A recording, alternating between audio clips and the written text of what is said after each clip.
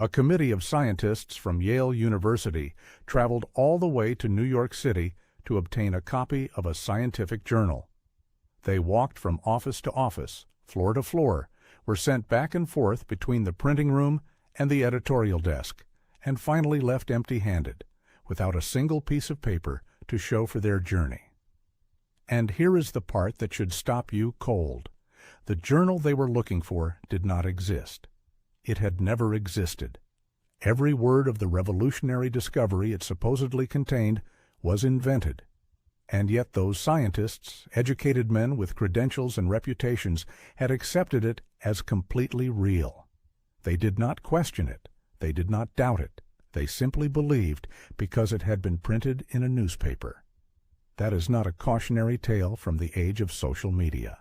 That happened in the year 1835, and what those men were chasing across the streets of New York was one of the most audacious fabrications in the history of journalism.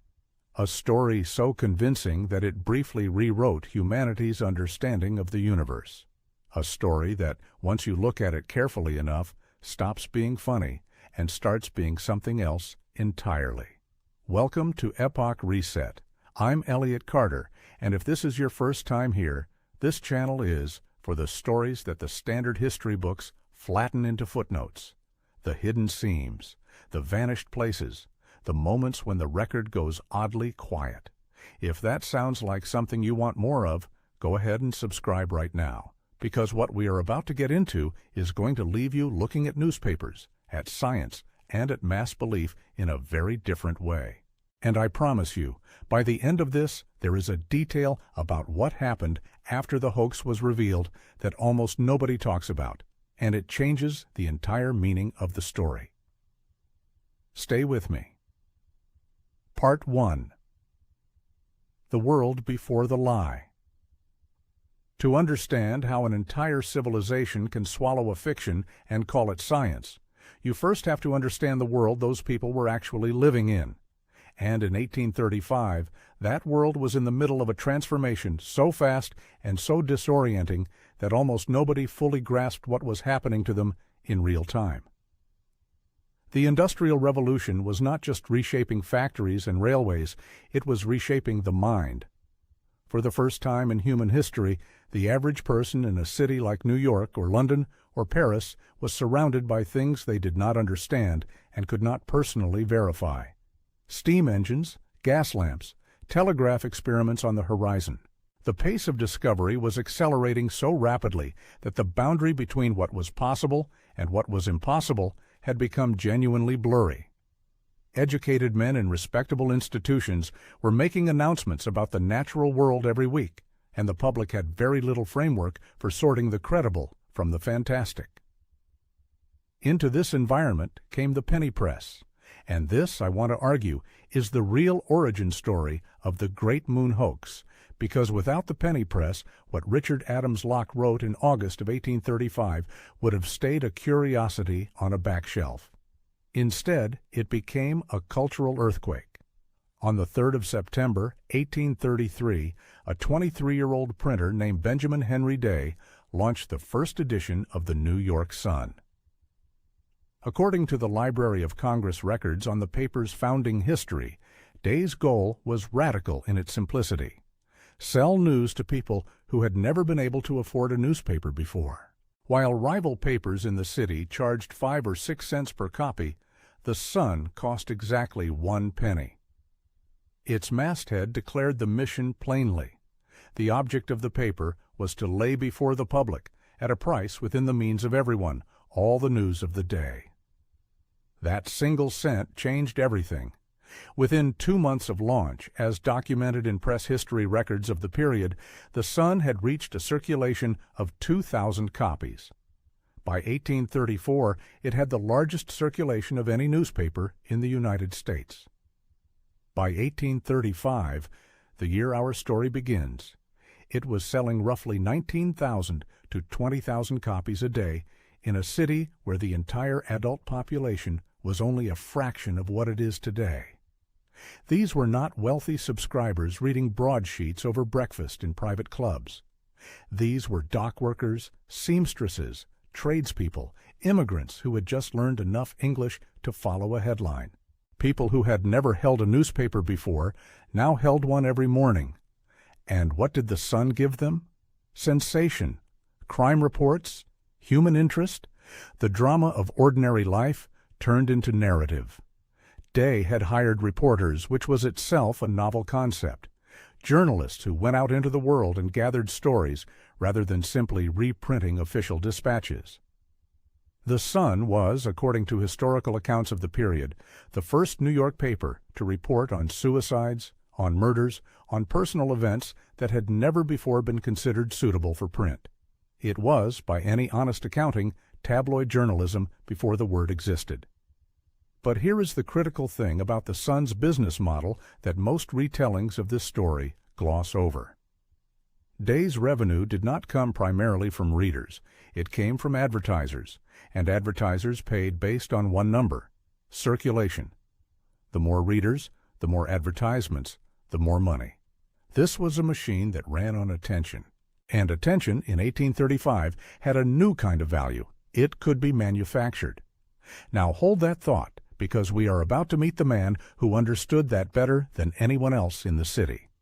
And what he did with that understanding was either a masterwork of satire or the founding document of modern information warfare, depending entirely on how you choose to read the aftermath. What do you think? Is this just a case of early journalism being reckless, or is there something more deliberate buried here? Tell me in the comments, because I want to know what you make of the setup before we get to the machinery of the deception itself. Part 2. The Architect and the Stage. Richard Adams Locke was born in 1800 in East Brent, Somerset, England. He was educated at Cambridge. This detail matters because his writing would carry the cadence of academic authority in ways that no self-taught journalist of the period could easily replicate. He arrived in New York in the early 1830s, carrying a background in journalism and a particular intellectual obsession that had been building for years. According to biographical material held at the Edgar Allan Poe Society of Baltimore, which compiled extensive research on Locke's life and work, he had grown deeply troubled by what he saw as the contamination of scientific discourse by theological fantasy. This is the part of the story that tends to get left out of the popular versions. Locke was not a cynical con man looking to make money off gullible readers. The record suggests he was a man with a genuine grievance, one he had been nursing for a long time, and the moon hoax was his chosen weapon for making a point. The target of that grievance was a Scottish minister and popular science writer named Thomas Dick.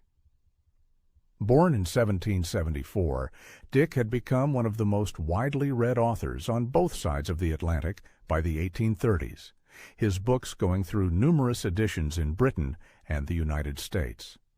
His particular claim to fame, documented in the scholarly article on the hoax published in The Conversation in 2021, was the theory of the plurality of worlds, the idea that because a benevolent God would never create matter without purpose, every planet and every moon in the solar system must be populated by intelligent beings.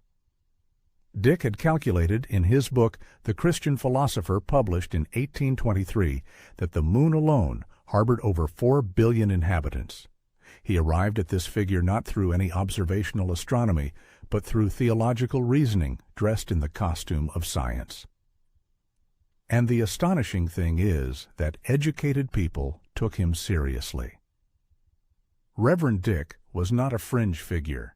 He was a best-selling author, a respected voice, a man whose ideas circulated among politicians and intellectuals. His books were in parlors and libraries across the English-speaking world. When Locke looked at this phenomenon, he saw something that offended him at a deep level: the public's inability to distinguish between scientific evidence and confident-sounding assertion wrapped in the language of science. So Locke joined the New York Sun in 1835, and by that summer, with publisher Benjamin Day's blessing, and the Library of Congress's own historical records on the Sun confirmed that Day was deeply invested in what the paper was about to publish. A plan took shape. According to the Smithsonian Library's blog post examining the hoax in detail, Locke intended his story to be satirically obvious, so exaggerated that readers would immediately recognize it as parody, and, in laughing at themselves for almost believing it, would also start questioning the credulous speculations of writers like Dick. What he produced instead was something quite different. Locke announced on the 21st of August, 1835, that the Sun would be reprinting extraordinary material from the Edinburgh Journal of Science, attributed to the renowned British astronomer Sir John Herschel. This detail was chosen with care. Herschel was perhaps the most respected working astronomer in the world at the time, son of William Herschel, who had discovered the planet Uranus.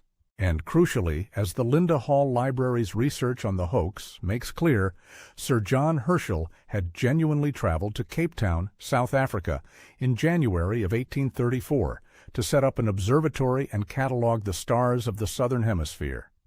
He was real. He was there. He was doing science, and he was far enough away that any denial from him would take months to arrive by ship. The Edinburgh Journal of Science was also real, or had been. What readers almost certainly did not know was that it had ceased publication in 1833, 2 years before the articles appeared. A defunct journal whose archives nobody could easily consult, borrowed as a lending institution for a fabrication. The forgery had a kind of elegance to it. The first article appeared on the 25th of August, 1835, under the headline, Great Astronomical Discoveries Lately Made by Sir John Herschel. It opened with a calm, measured, deeply authoritative description of a new telescope of vast dimensions and an entirely new optical principle. The fictional instrument supposedly had a lens 24 feet in diameter, weighed over 7 tons, and could magnify objects 42,000 times. Locke included enough accurate detail about optics and astronomy, drawn from his genuine scientific reading, that the description felt plausible to anyone who lacked the specialized knowledge to challenge it. And then, almost as an afterthought, buried in the technical language of the first installment, came the first hint of what was really there on the surface of the moon. But here is the detail I want you to hold on to. Locke did not reveal the most dramatic discovery in the first article. He built, he layered. He gave you just enough to make you hunger for more, then stopped. 6 articles over 6 days, each one escalating. Sound familiar? The man invented the serial content hook in 1835, and its logic has not changed since. But the question I keep returning to is this. Did someone understand, even then, exactly how that mechanism could be used for something far beyond selling newspapers? Part 3. The 6 days that rewrote the sky. Let us walk through what the public actually read, because the sequence matters enormously to understanding why it worked. The first installment, published August 25th, was almost entirely technical.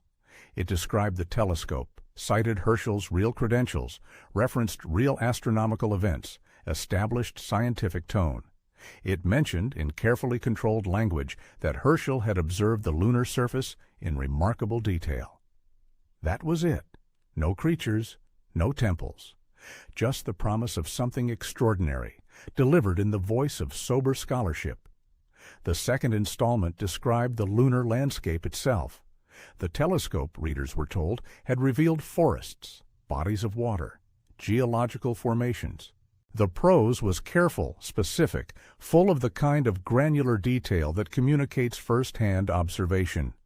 According to the fourth installment's description preserved in the Library of Congress's archival record of the original articles, there were miniature bison roaming open plains.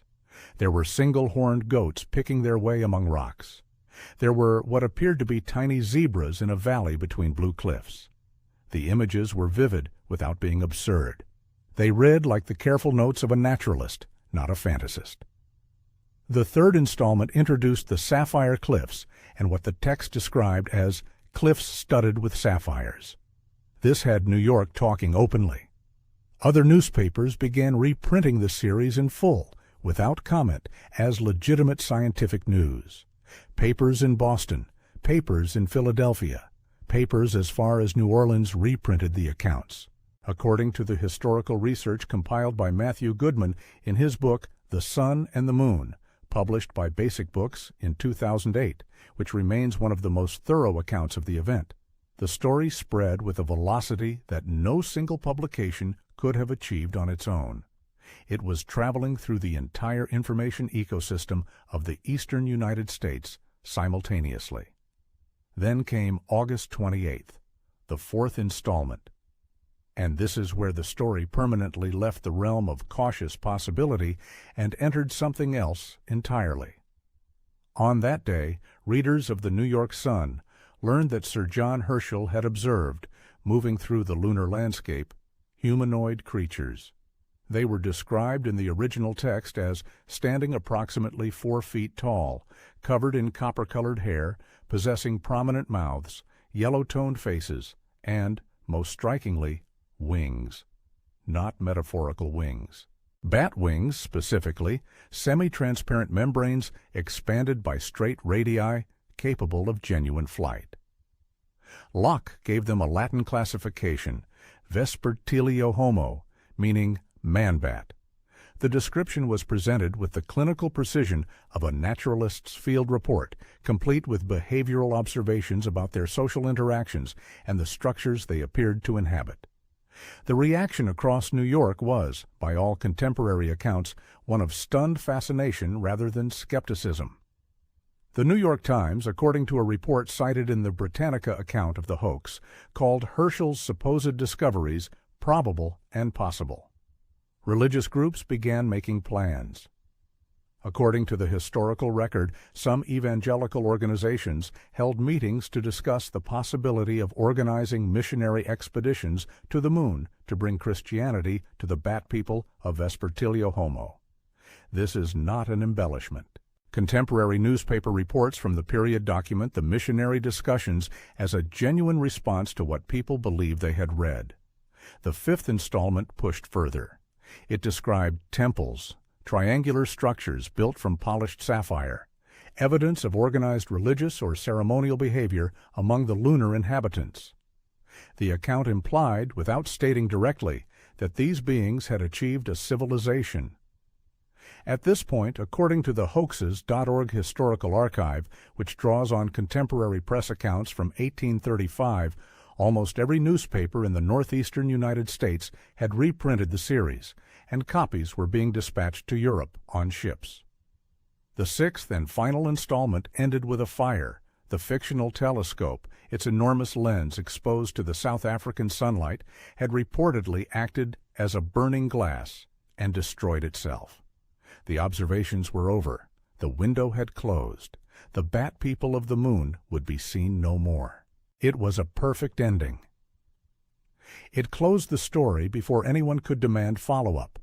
It explained elegantly and conveniently why no further confirmation could ever arrive. And it left the public in a state of suspended belief, neither confirmed nor denied, which is, and I want to be precise about this, exactly the most durable form of manufactured conviction. Now let me tell you about the Yale scientists, because this is the detail that should disturb you most. A committee of faculty from Yale University, scholars with every reason and every tool to evaluate scientific claims critically, traveled to New York specifically to obtain the original Edinburgh Journal of Science supplement, from which the Sun claimed to be reprinting. They went to the Sun's offices and asked for it. The staff, apparently aware that the journal did not exist, sent them back and forth between the printing room and the editorial offices repeatedly, until, exhausted and confused, the scholars returned to New Haven without the document they sought.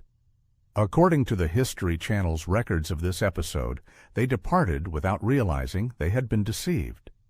The record suggests they went home still believing the discoveries were real. Think about what that means. These were not credulous street readers. These were academics. And the system failed them completely, not because they were stupid, but because they had no framework for imagining that a respected newspaper would simply invent a scientific source and borrow the name of a living astronomer to do it?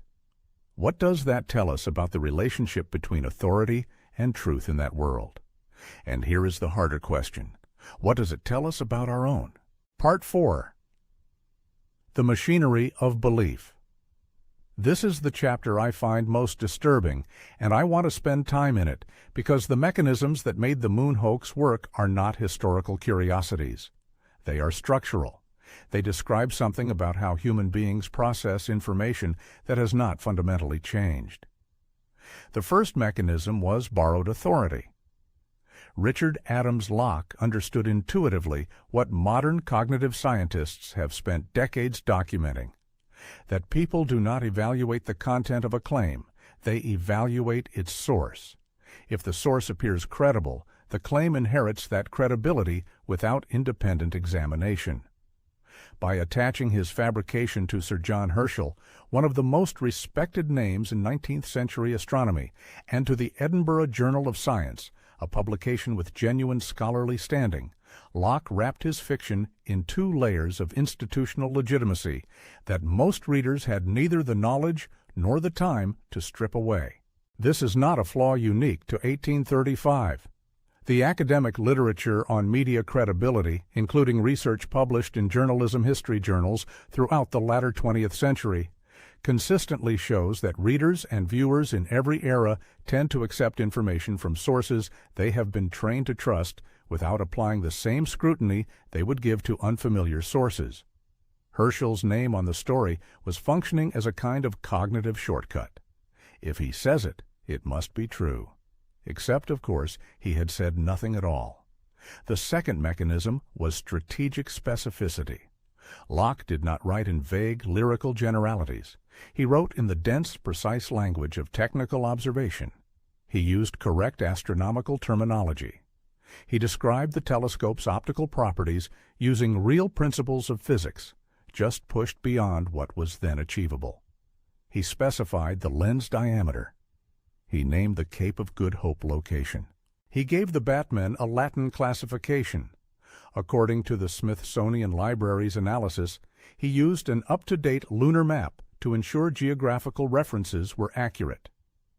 Every true fact in the text was borrowed from real science and used to give the false facts around it structural support. This is a technique that has a name in modern information science. It is called the embedding of false claims in verifiable context. The third mechanism was the serial release structure. By spreading the revelations across 6 days, escalating gradually from the plausible to the spectacular, Locke gave readers time to become invested. By day 4, when the Batmen appeared, readers had already accepted the telescope, the lunar landscape, the strange animals. Each new detail was not evaluated from scratch. It was evaluated against what had already been accepted. The outrageous was normalized by proximity to the merely extraordinary. The fourth mechanism, and perhaps the most consequential, was social confirmation. Because the story spread so rapidly to other newspapers, which reprinted it without comment, readers who might have harbored private doubts looked around and saw that everyone else seemed to be accepting the story as real. The neighbor believed it. The local paper reprinted it. The New York Times called it probable and possible.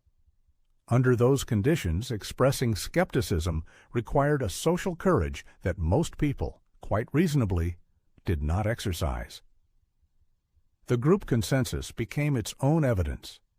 But here is what I find most remarkable, and what I think the standard retelling consistently underweights. When the hoax was finally acknowledged on the 16th of September, 1835, in an editorial note in the Sun itself, the paper did not issue a full retraction. It did not apologize. It did not publish a detailed accounting of what had been fabricated and why. The editorial note, as documented by the historical researcher Alex Bose on the hoaxes.org archive, was notably indirect and minimal. It was the furthest thing from a clear correction. And the Sun's circulation, by most accounts, did not collapse in the aftermath. It continued. The paper survived. The readership stayed. Now I want you to think about what the people who ran the sun learned from that outcome, not what they claim to learn, what the evidence shows they learned. And I want to think with you about who else might have been paying close attention. If you are following this investigation closely, this is a very good moment to hit that subscribe button. Because what we have just established is the mechanics of mass belief manipulation in the pre-electronic age. And what comes next is the question of whether those mechanics were ever supposed to stay confined to a newspaper office in Lower Manhattan, or whether something larger was already being tested. Part 5. The Hidden Architecture. Let me be careful here, because this is where the story moves into territory where the evidence thins and interpretation takes over. I am not going to tell you things are proven when they are not.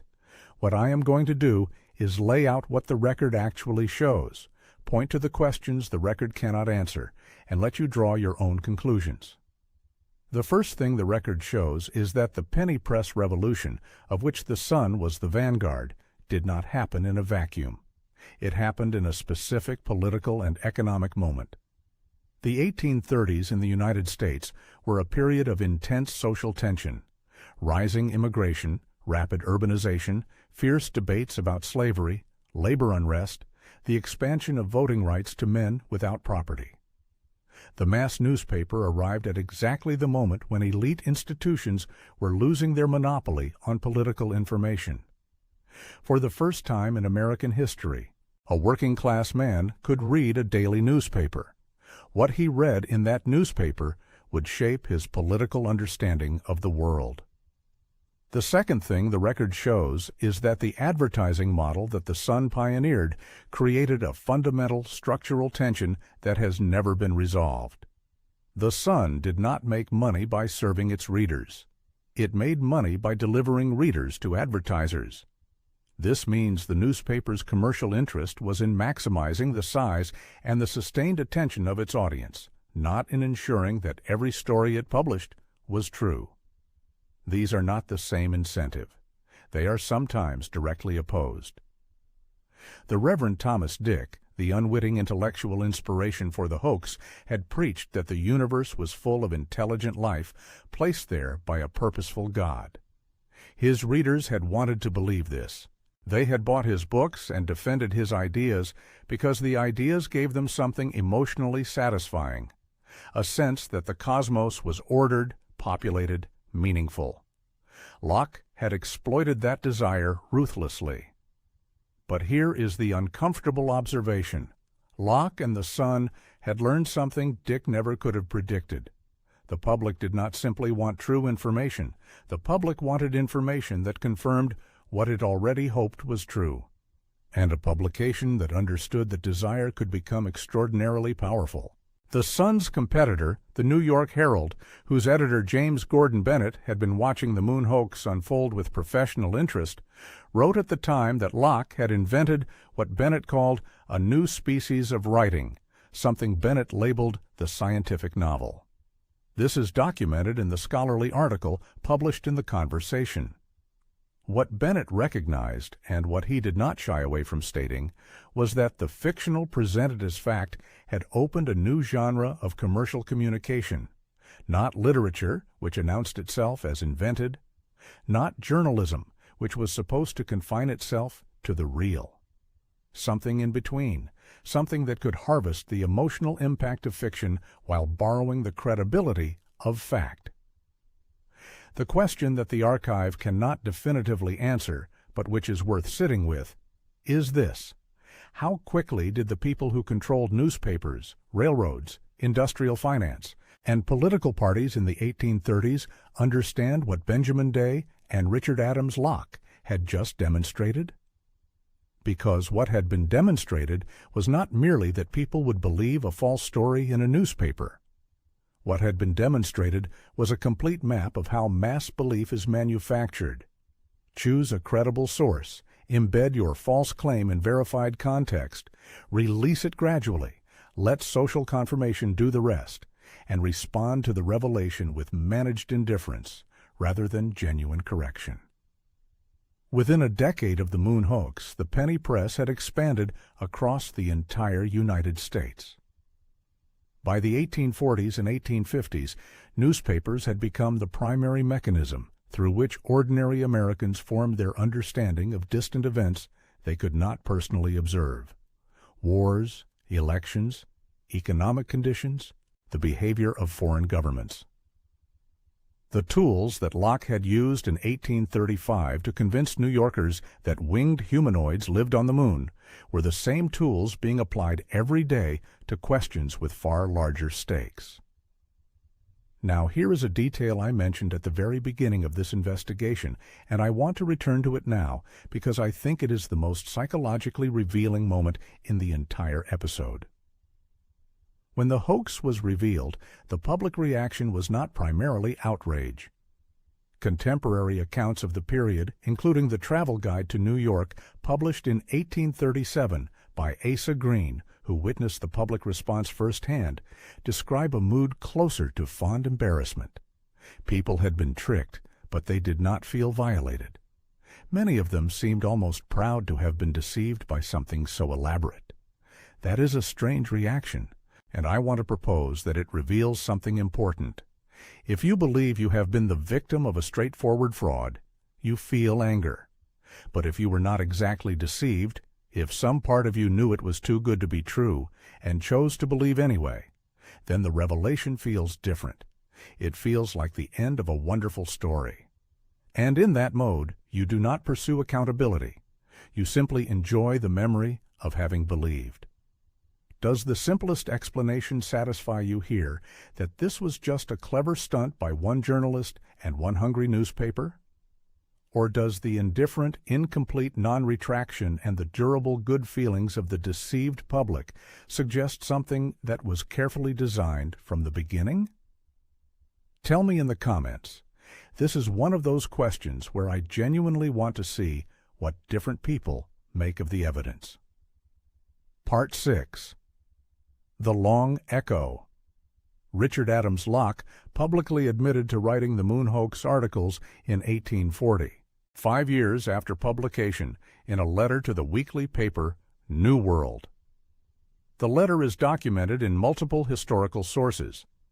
In it, he reiterated that the whole enterprise had been intended as satire, that he had never expected readers to take it literally, and that the experience had left him troubled by what he called the public's determination to be hoaxed by his satire. He described himself in a phrase preserved in the Edgar Allan Poe Society's research on his life as a self-hoaxed man, a man who had set out to satirize credulity and had instead proven it in the most spectacular way possible. That framing is worth examining carefully because Locke's stated feelings about the hoax changed over time. In 1859, near the end of his life, he republished all 6 articles in a single volume titled The Moon Hoax, or The Discovery that the Moon Has a Vast Population of Human Beings. In the introduction he wrote for that edition, preserved in its entirety at the University of Michigan's Clements Library, Locke placed his lunar narrative in the company of Thomas More's Utopia, Jonathan Swift's Gulliver's Travels, and Daniel Defoe's Robinson Crusoe. He was not, by that point, treating what he had done as an embarrassing lapse. He was treating it as literature. As part of a tradition of imaginative writing about worlds that do not exist, made vivid enough to temporarily deceive their readers into taking them seriously. There is something in that reframing that I find genuinely moving and genuinely troubling in equal measure. Moving because it suggests that Locke had arrived at a kind of peace with what he had done by understanding it as a creative act rather than a deception. Troubling because the tradition he claimed membership in, the tradition of Swift and Defoe and Moore, had always announced itself as fiction. Gulliver's Travels did not appear in a newspaper. It did not borrow the name of a living scientist. It did not suppress its satirical nature for the 6 weeks during which it was generating maximum commercial benefit for its publisher. The man Locke had targeted, Reverend Thomas Dick, continued writing and publishing for decades. Dick's books remained popular through the 1840s and into the 1850s. The scholarly article in The Conversation notes that, although the moon hoax challenged Dick's prioritization of belief over evidence, it did not destroy his reputation. The plurality of worlds theory, the idea that the universe must be populated with intelligent beings because a purposeful God would not waste creation, continued to circulate in both religious and popular scientific writing long after 1835. In some respects, Locke's satire had the opposite of its intended effect. By making the idea of lunar life so vivid and so widely discussed, even in the context of a debunked story, it may have kept the idea alive in the popular imagination longer than it would otherwise have remained. Now let us talk about what came after, because the moon hoax did not simply end as a curiosity. Its most direct intellectual heir appeared 9 years later, in 1844, when a young writer named Edgar Allan Poe published in the New York Sun, the same paper, a story reporting that a balloon had crossed the Atlantic Ocean in 3 days. Poe called it the balloon hoax. He was consciously working in the tradition Locke had established, attempting to create the same effect of stunned mass belief. According to the Britannica account, the story did fool some readers, but was exposed more quickly than Locke's series had been, in part because the public had been, in some measure, inoculated by the moon hoax against complete credulity towards spectacular claims in newspapers. And yet, the inoculation was partial at best. The deeper pattern, the one the moon hoax had revealed, continued. James Gordon Bennett, editor of the New York Herald, would go on to use sensationalist journalism, dramatic fabrications, and manufactured crises to sell papers throughout the 1830s, 40s, and 50s. Yellow journalism, the style of reporting that openly prioritized sensation over accuracy, would become the dominant mode of American newspaper culture by the 1890s, culminating in the coverage of the Spanish-American War in 1898, where the line between reporting a conflict and manufacturing one became, by many historical accounts, effectively invisible. The scholarly framework for understanding this trajectory was largely absent in 1835, which is itself part of what the moon hoax reveals. There were no journalism schools. There was no professional code of press ethics. There was no Federal Trade Commission, no press regulator, no mechanism for accountability beyond the market. If a newspaper published a fabrication and its circulation went up rather than down as a result, the lesson the market taught was unambiguous. Accuracy was optional. Credibility was a tool to be deployed, not a standard to be maintained. The researcher Brian Thornton, writing in the Journal of Mass Media Ethics in the year 2000, analyzed letters and editorials written to New York newspapers in the second half of 1835. He found that 2/3 of the letters touching on journalism expressed concern about whether readers were being told the truth. The public, it seems, sensed what had happened, even if they could not fully articulate it. The moon hoax had opened a crack in the social contract between the press and its readers, and that crack would only widen in the decades that followed. Now here is the detail I promised you at the very beginning, the detail that almost nobody talks about, the one that changes the meaning of everything. When the Sun printed its non-retraction on September 16, 1835, Benjamin Day did not take responsibility for the fabrication. He did not explain the process by which it had been written, edited, and published. He did not address the Yale scientists who had been sent on a runaround through his offices. He did not apologize to Sir John Herschel, who, when he eventually learned what had been done with his name, wrote in the postscript of an 1837 letter to his aunt, documented at the University of Michigan's Clements Library. I have been pestered from all quarters with that ridiculous hoax about the moon, in English, French, Italian, and German. The real astronomer was fielding consequences across 4 languages and multiple continents for something he had nothing to do with, while the newspaper that had put his name on a fabrication issued a one-line acknowledgment and moved on. What Day actually did on September 16th was minimal to the point of being almost invisible in the paper's ongoing editorial stream. He did not retract. He acknowledged obliquely that the articles had not been precisely what they appeared to be. And then the Sun continued publishing. No advertising contracts were canceled. No subscription drives collapsed. The paper that had rewritten humanity's view of the cosmos for 3 weeks and then quietly walked it back lost nothing commercially from the exercise. That outcome, more than the hoax itself, is what I think the attentive observer of the period should have found alarming, because it proved something that no one had been able to prove before, at scale, in public, with measurable results.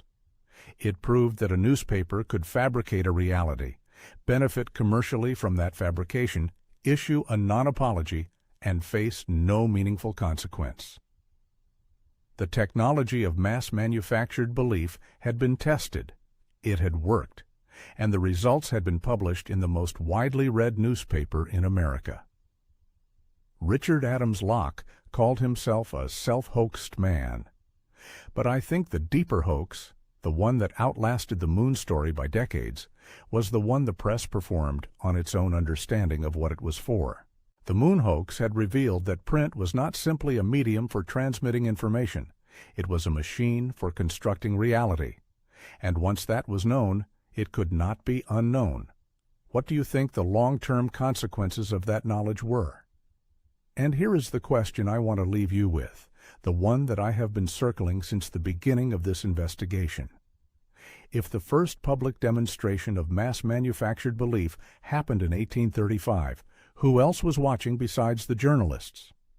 Who else understood before the century was out that the press was not just a business, but a tool? And what did they decide to do with that understanding? These are questions the archive raises but cannot answer. They are questions I think each of us has to sit with. If this investigation opened something up for you, the way I hope it did, then leave a comment below. Tell me which part of this story surprised you most. Tell me which part made you uncomfortable. Tell me if you think I am reading too much into the non-retraction, or if you think I am not reading enough. The comment section is where this conversation actually lives, and I read everything you write there.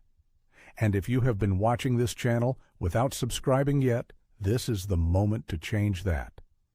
Every investigation we do on Epoch Reset is built the same way this one was, from primary sources, from archival records, from the details that get smoothed over in the standard telling. There are cases in our archive that make the moon hoax look like a warm-up exercise. Subscribe so you are there when we get to them. I am Elliot Carter. This has been Epoch Reset. The record is never as clean as it looks. Keep reading carefully.